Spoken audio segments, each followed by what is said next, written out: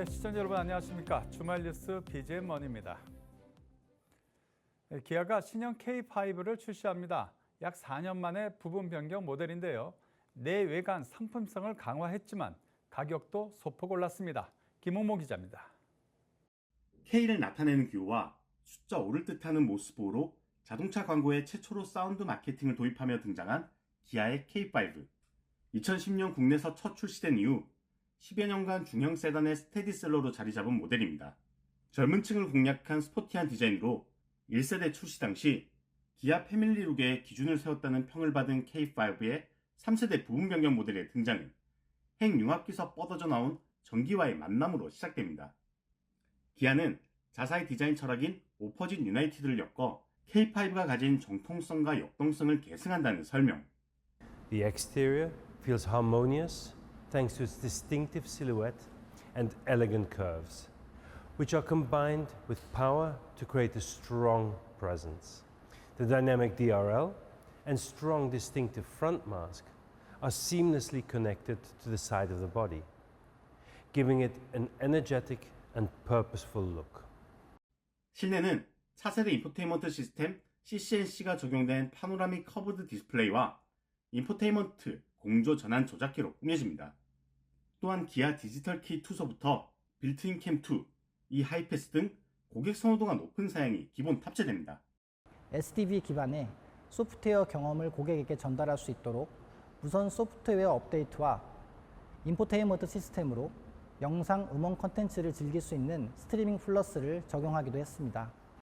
사전 예약 개시 5일 만에 6,000대의 판매고를 올린 K5의 연간 판매 목표치는 3만 대 이상입니다. 팍스경제TV 김홍무입니다. 한화오션의 거제 사업장이 달라지고 있습니다.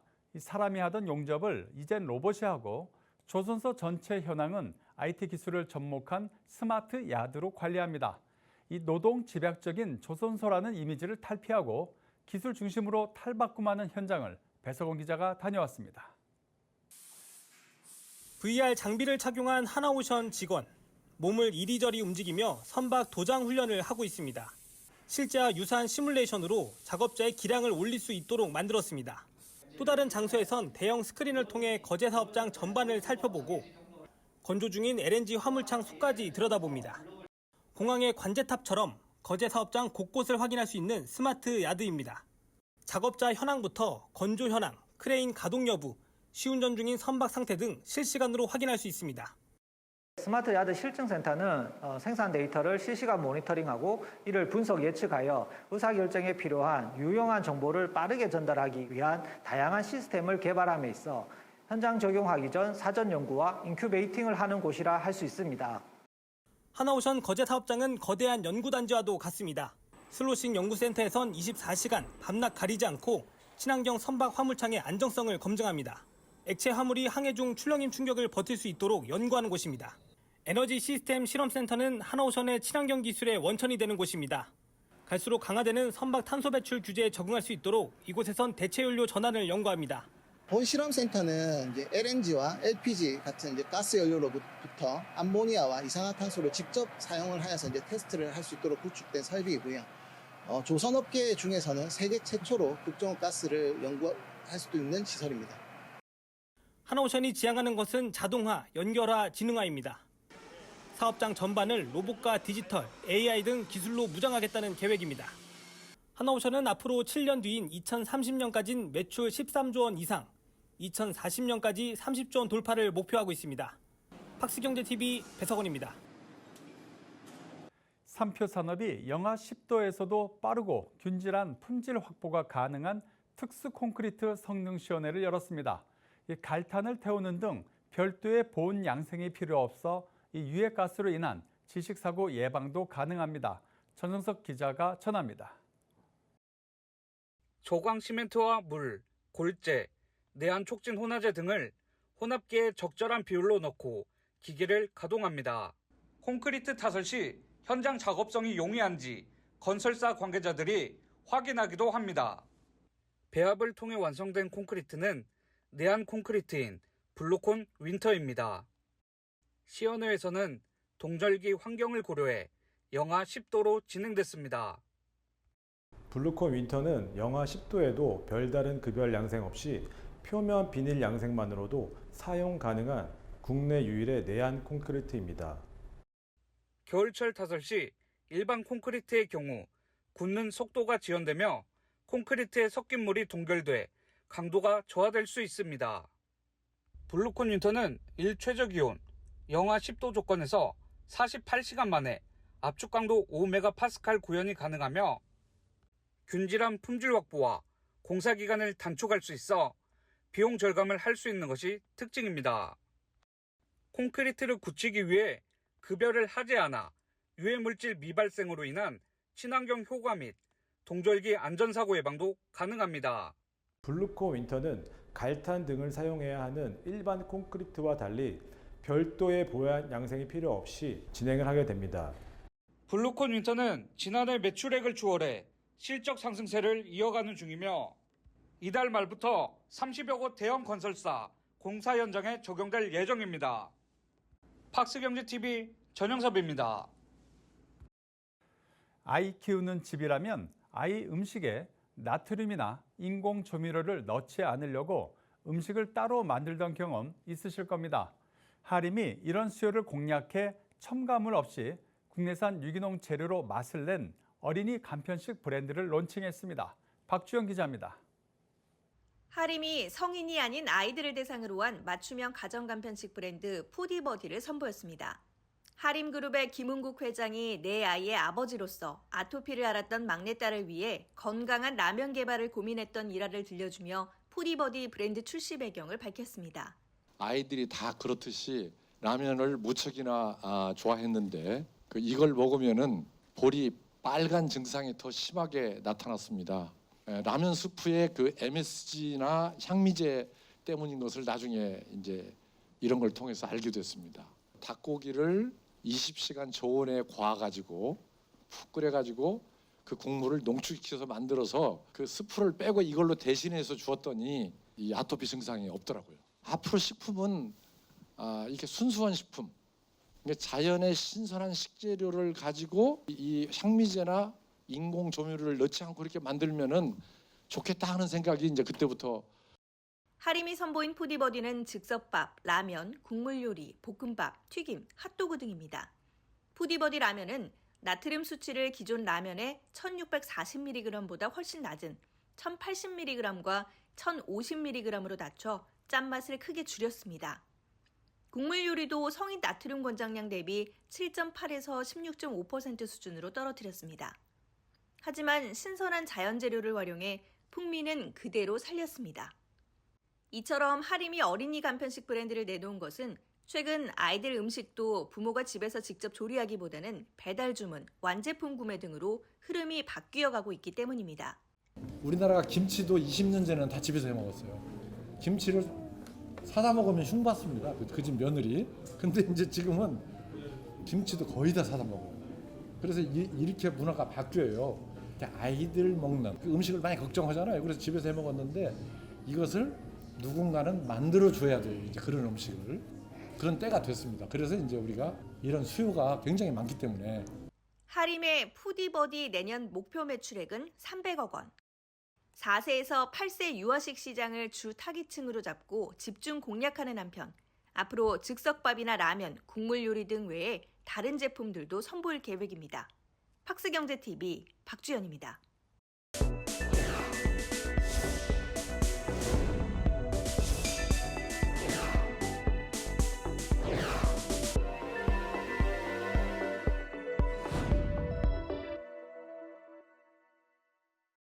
임플란트 기업 덴티스의 자회사죠. TNS가 2026년 상장이라는 중장기 비전을 제시했습니다. TNS의 주력 상품인 투명 교정 장치를 통해 국내를 넘어 글로벌 시장에 도전합니다. 장원건 대표를 김효선 기자가 만났습니다. 비주 초대석입니다. 과거 교정에 대한 부정적 이미지를 벗어던지고 간편하고 아름답게 교정을 도와주는 투명 교정기.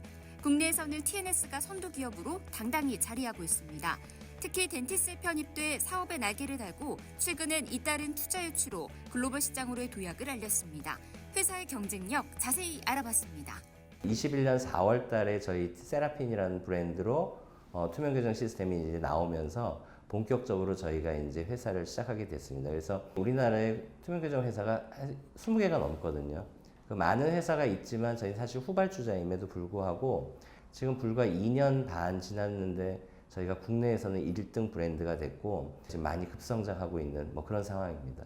저희는 디지털로 투명 교정 장치를 만드는 시스템이기 때문에 소프트웨어에 대한 개발이 되게 중요합니다. 그래서 그다음에 자동화로 해서 생산을 확대하는 부분이 저희한테는 필요했고, 그리고 지금 현재 저희가 갖춰진 상태로 벌써 이미 풀로 되어져 있기 때문에 지금 딱 이 시점이 저희가 그런 부분을 발전시킬 수 있는 시기라고 생각을 해서 투자 유치를 저희들이 이제 준비를 했고, 지금 이제 투자를 받게 되면 저희가 1년에 한 2만에서 10만 증례까지도 저희가 늘릴 수 있는 캐파가 될 거라고 생각을 합니다. 그래서 지금 현재 우리나라에서 투명 교정 환자가 1년에 한 3만 명 정도 돼요. 그러니까 전체 교정 환자가 1년에 한 20만 명 정도 되는데, 투명 교정이 생기면서 중년 노년 환자들이 아무래도 투명 교정을 좀 많이 하게 되는 것 같고, 그래서 한 2030년에는 한 30만 명 정도의 그러니까 환자들이 생길 거라고 봅니다. 저희가 이제 덴티스의 자회사가 되면서 프린터, 그 다음에 프린터 소재를 어떻게 보면은 더 공급받기가 더 쉬워졌고, 저희가 원하는 소프트웨어를 개발하는데 덴티스를 통해서 훨씬 더 그런 부분들을 잘할 수 있게 됐죠. 그리고 소프트웨어, 그 다음에 재료뿐 아니라 여러 가지 이제 국내 영업도 되게 중요한데요. 세계적으로 어떤 영업망이 있는 덴티스가 아무래도 저희가 유저를 확산하는데 큰 도움이 되고 있죠. 저희가 CE 인증을 받았습니다. 내년 초에는 아마 FDA 인증을 받기 때문에 전 세계적으로 나가는 데는 별로 문제가 없는데요. 아마 유럽 시장은 아마 저희가 내년부터는 여러 가지 뭐 전시회들이 참여해서 아주 적극적으로 확대를 할 생각입니다. 2026년, 27년에는 IPO 할 것을 목표로 지금 준비하고 있고요. 그 정도가 되려면 회사가 매출이 한 200억 정도의 매출은 돼야 된다고 생각을 하는데, 저희가 지금 준비하는 대로 진행이 된다면 아마 2026년 정도에는 목표하는 정도의 매출이 충분히 될 거라고 생각이 들고요. 글로벌하게는 투명 교정 시장이 거의 30조 매출 시장입니다. 그래서 저희가 뭐 작게는 전체 시장의 한 5%에서 10% 정도를 생각하고 있어요. 그래서 그래도 벌써 2조에서 3조 시장이거든요. 그래서 그 정도의 목표는 가야 되지 않을까 그렇게 생각하고 있습니다. 토요타의 하이브리드 사랑이 지속되고 있습니다. 이 토요타 입장에선 현재 하이브리드가 내연기관과 전기차 사이에서 가장 경쟁력이 높다고 생각하는 것 같은데요. 이번에는 북미 시장에서 간판 준대형 SUV로 이름을 알린 하이랜더를 국내에 출시했습니다. 김홍모 기자가 직접 타봤습니다. 풍부한 라인업을 갖춰 매년 신차를 출시하는 브랜드가 있는가 하면 현지 시장에 맞춰 출시하는 모델들을 몇몇 개로 선택해 내놓는 완성차 업체들이 있습니다. 올해도 신차가 연계인 브랜드들도 있죠. 현대 이제껏 행보와는 달리 각 세그먼트별로 신차들을 줄줄이 내놓으며 한국 시장 공략에 공격적으로 나서는 브랜드가 있습니다. 바로 토요타입니다. 라브4 하이브리드, 크라운 크로스오버, 하이랜더, 알파드, 프리우스까지 5개의 신차를 출시합니다. 오늘 제가 타볼 차는 이 중 준대형 SUV인 하이랜더입니다. 차를 구입할 때 난 주로 혼자 타고 마음껏 달리는 게 좋아라고 하면 엔진 출력 좋고 날렵하게 생긴 투도어의 쿠페를 고르거나 업무용으로 쓸 것이라면 적재 공간이 넓은 차를 고르겠죠. 저에게 이 하이랜더의 구매 이유를 따져본다면 전 패밀리카, 즉 아빠차라고 생각됩니다. 커다란 차체에 따른 널찍한 실내, 3열로 이루어진 좌석, 피로를 덜게 해주는 주행감까지. 혼자 사는 총각인 저지만 2명의 아이를 둔 아버지의 입장으로 이 차를 살펴보겠습니다. 하이랜더의 첫인상은 멀찍이서 바라봤을 때 차가 왜 이렇게 커라는 생각이 먼저 들었습니다. 쉐보레의 대형 SUV 타오와 비슷한 느낌이었는데요. 이 타오의 본넷 높이가 제 가슴쯤 높이였어서 곧바로 이 하이랜더의 본넷 높이를 재보니 그보단 조금 아래인 명치쯤이었습니다. 국내에서 아빠차의 대표차로 꼽히는 카니발보다는 좀 높은 건데요. 카니발은 앞쪽으로 쏠리듯 경사가 내려간 디자인을 한 반면 하이랜더는 각이 거진 수평으로 이어져 네모난 형태로 듬직한 인상입니다. 전면부를 살펴보면 엠블럼이 눈에 확 들어옵니다. 제 손바닥 크기만한 엠블럼과 이를 감싸는 크롬이 큼지막히 있고 그 위쪽으로 음영이 지듯 본넷 캐릭터 라인이 이어집니다. 운전석에 앉았을 땐 여타의 모델에서는 보지 못한 독특한 인테리어 요소가 눈에 들어옵니다. 가장 밋밋하고 무난한 디자인의 완성차 업체라고 하면 도요타를 먼저 떠올렸던 저인지라 이런 점들이 유독 크게 느껴졌습니다. 1열 앞 플라스틱으로 채워졌을 공간에 가죽으로 감싸진 오목한 수납장을 만들어 놓은 건데 이 중 센터페시아 디스플레이 아래의 수납 공간엔 무선 충전 패드가 탑재되어 있습니다. 운전석과 조수석을 나누는 콘솔 박스는 웬만한 물품들을 다 담을 수 있도록 깊이 설계됐습니다. 그리고 운전 중 뒷좌석에 탄 아이들이 잘 있는지 확인하기 위해 고개를 돌릴 필요 없이 광각 거울이 설치되어 있습니다. 제가 생각한 주행감과 하이랜더를 몰았을 때의 느낌이 너무 달라 놀랐는데요. 전 차체에 걸맞는 묵직함을 생각했는데 실제로 운전했을 때 느낀 감각은 정말 가볍다였습니다. 정지 상태에서 앞으로 나아갈 때도 세심한 엑셀 조작 없이 그냥 발바닥을 앞으로 꾹 눌렀는데도 신경 쓴 듯 차가 부드럽게 나아가고 좌우로 손목을 돌리는 대로 핸들링이 가볍게 이루어집니다. 운전에 있어 조금이라도 덜 힘을 쓰게 하고 온전히 스트레스를 줄이고자 설계된 배려라고 느껴졌습니다. 물론 방지턱을 넘을 때나 급 커브 구간서도 차체의 흔들림이나 덜컹거리는 바운딩은 큰 불편함이 느껴지지 않을 정도로 안정적입니다. 제 가족이 탈 2, 3열 공간을 안 살펴볼 순 없겠죠. 2열 바닥이 비교적 평평하고 3열로 넘어가는 공간도 낮아서 이동이 용이하며 많은 이들이 탄다는 걸 상정해서인지 컵을 놔둘 공간이 많습니다. 또한 뒷사람이 갑갑함을 덜 느낄 수 있도록 선루프가 시원시원히 넓은 크기로 열리며 주차 카메라는 조잡함 없이 간결하고 정확한 거리를 측정해 운전자에게 주의 환경을 전달합니다. 2열과 3열 시트는 평평하게 펼 수 있는 플랫 폴딩 기능이 탑재되어 더 많은 짐을 싣거나 차박을 즐길 수 있습니다. 도요타 차를 탈 때 저는 이 브랜드만의 특유의 아날로그 감성을 느끼곤 합니다. 라브4의 경우 센터페시아 디스플레이가 옛 TV 느낌으로 상단 부분에 CD 플레이어가 탑재되어 많은 향수를 불러일으켰는데 하이랜더는 운전석 좌측 아래에 담배갑이나 열쇠를 놔둘 수 있는 수납 공간이 있는 게 재밌게 느껴졌습니다. 지금까지 8박 미인, 육각형의 올라운더 패밀리 SUV의 정석으로 2톤에 육박하는 우람한 덩치지만 복합 연비 리터당 13.8km를 갖춘 도요타의 하이랜더를 살펴봤습니다. 지금까지 팍스 경제TV 김홍무입니다. 네, 이어서 분양 소식입니다. 이 경기 김포시에 5년 만에 신규 단지가 공급됩니다. 중도금 무이자 혜택과 서울 강서구에 가까운 입지로 수요자들의 관심이 쏠렸습니다. 전영석 기자가 전합니다. 경기도 김포시 고촌읍에 새롭게 분양하는 아파트의 견본주택 현장. 김포시에서 5년 만에 신규 공급이 되는 만큼 방문객들의 관심도가 높았습니다. 방문객들이 단지 모형들을 둘러보고 방 내부도 꼼꼼히 살핍니다. 지상 최고 16층으로 들어서는 이 단지는 후분양제가 적용됩니다. 평당 평균 분양가는 2,100만 원에서 2,200만 원 수준입니다. 김포 고촌에 5년 만에 공급을 하게 돼서 이제 오늘 관심이 있어서 이제 방문을 하게 되었습니다. 일단 들러보고 이제 고민을 하고 이제 청약을 해볼까 이렇게 생각을 하고 있습니다. 단지 외곽을 따라 1km 길이 산책로를 확보했으며 신곡 1공원이 단지 바로 옆에 조성될 계획입니다. 보름 초 신곡중 등이 도보 거리에 위치하며 농어촌 특별 전형을 통해 대학 입시가 가능한 고촌고도 인근에 있습니다. 단지는 전용 면적 63제곱미터에서 105제곱미터까지 다양한 평형으로 구성됩니다. 일부 세대를 제외하고 거실과 주방이 마주하는 포베이 판상형 구조로 설계됐습니다. 운동공간, 서재 등으로 활용 가능한 알파룸을 구비했고 드레스룸, 팬트리 공간 등 넉넉한 수납 공간을 확보했습니다. 주방 엔지니어드 스톤이라든지 그리고 다양한 팬트리 공간 등을 고객들에게 무상으로 제공해서 고객들의 가격 부담을 많이 낮췄습니다. 또한 중도금 대출 무이자를 적용을 하고 전매 제한 6개월 적용으로 인해서 고객분들의 많은 관심이 예상됩니다. 5년 만에 공급되는 신규 단지에 수요자들이 움직일지 귀추가 주목됩니다.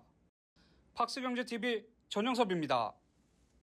반도체 코팅 소재 기업 그린 리소스가 코스닥 상장을 앞두고 있습니다.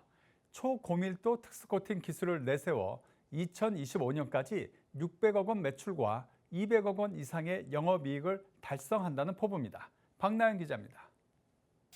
반도체의 건식 식각 공정에서 발생하는 불소, 염소가스가 장비를 부식시키는 것을 막는 역할을 하는 보호 코팅. 특히 10나노미터 이하의 초소형 반도체 공정에 적용되는 초고밀도 특수 코팅 기술로는 단연 독보적인 기업이 있습니다. 지난 2011년 설립된 그린리소스는 국내에서 처음으로 반도체, 디스플레이 부품의 코팅 소재를 국산화했습니다. 코팅 소재부터 부품과 장비, 코팅 기술로 이어지는 원스톱 솔루션을 바탕으로 글로벌 유수 기업들의 서비스를 공급 중입니다. 글로벌 초고밀도 코팅 수요가 증가하면서 실적 향상이 기대되는 가운데 이종수 대표가 상장을 앞두고 청사진을 제시했습니다. 첫째로는 저희가 기존에 잘하던 반도체 쪽의 특수 코팅에 대한 기술 고도화를 꾸준히 하여 반도체 특수 코팅에 글로벌 선도 기업으로 도약하는 그런 포부를 갖고 있고요. 2차적으로는 좀 전에 설명드렸던 초전도 선제 장비를 많은 기술을 개발하고 있습니다. 다양한 신규 산업이 상장 후에 저희가 더 성장할 수 있는 여러 큰 밑바탕이 되리라 저희는 기대하고 있습니다. 아울러 이 대표는 2025년에는 약 600억 매출과 200억 이상의 영업이익을 기대한다며 신규 고객 창출에 대한 의지도 내비쳤습니다. 한편 그린리소스는 현재 청라 도시첨단 산업단지에 내년도 완공을 목표로 5,000평 규모의 신사업 건물을 준비 중입니다. 스크린 골프장, 헬스장 등 다양한 복지 공간 마련으로 구성원들이 즐기며 일할 수 있는 문화를 실현한다는 구상입니다. 공사가 한창인 이곳은 내년 3월 4개의 공장이 모두 모여 그린리소스의 구심점이 될 전망입니다. 팍스경제TV 박나연입니다. 주유소가 생활 밀착형 인프라 시설로 변화하고 있습니다. 식음료 브랜드의 드라이브스루 매장을 접목하거나 가전 매장으로 활용하는 것인데 이 토지 자산 효율성을 높여 안정적인 배당 수익률을 이어간다는 전략입니다. 전영석 기자가 취재했습니다. 코람코라이프 인프라리츠가 소유한 서울 동작구 소재의 한 주유소. 일반 주유소와 달리 대형 F&B 브랜드의 드라이브스루 매장이 입점해 있습니다. 기존 주유소 부지의 토지 이용률을 극대화해 임차인 다변화를 추구한 겁니다. 이외에도 대형 가전 매장 등으로 용도 전환에 활용함으로써 자산 효율성을 높였습니다. 이 회사가 운영 중인 주유소 부지는 총 166개, 임차 기간이 최소 10년으로 안정적인 수익률을 확보 중이지만 주유소 부지 활용 다각화를 통해 임대 수익 상승과 자산 가치 증대를 이끌어낸 것입니다. 지난 3년간 배당했던 실적은 7% 중후반대를 계속 유지를 해와 있는 배당 실적을 가지고 있고요. 저희가 주유소를 적극적으로 용도 전환하거나 또는 영업 경쟁력이 떨어진 주유소에 대해서는 저희가 매각 등을 통해서 특별 배당을 실시해 왔습니다. 신성장 동력과 배당 안정성을 확보하기 위해 새로운 부동산 분야도 확대해 나간다는 전략입니다. 오피스, 레지던스 그리고 산업용 부동산에 이제 투자를 하겠다라고 이제 비전 발표를 해왔습니다. 그동안 주유소 매각했던 매각 원본을 재투자하고 이런 재투자를 통한 임대 수익의 상승과 미래 산업에 대한 투자를 통한 전반적인 저희 자산 가치 상승을 기대할 수 있는 운용 전략을 제시를 하였고요. 코람코라이프 인프라리츠는 투자 전략 다변화를 통해 현재 자산 규모인 1조 2,600억 원을 2030년까지 2조 5천억 원으로 끌어올리겠다는 계획입니다. 팍스경제TV 전영섭입니다. 이상으로 BGM 머니를 마칩니다. 다음 주에도 우리 기자들이 발로 뛰는 생생한 모습 우리 시청자 여러분께 전해드리겠습니다. 고맙습니다.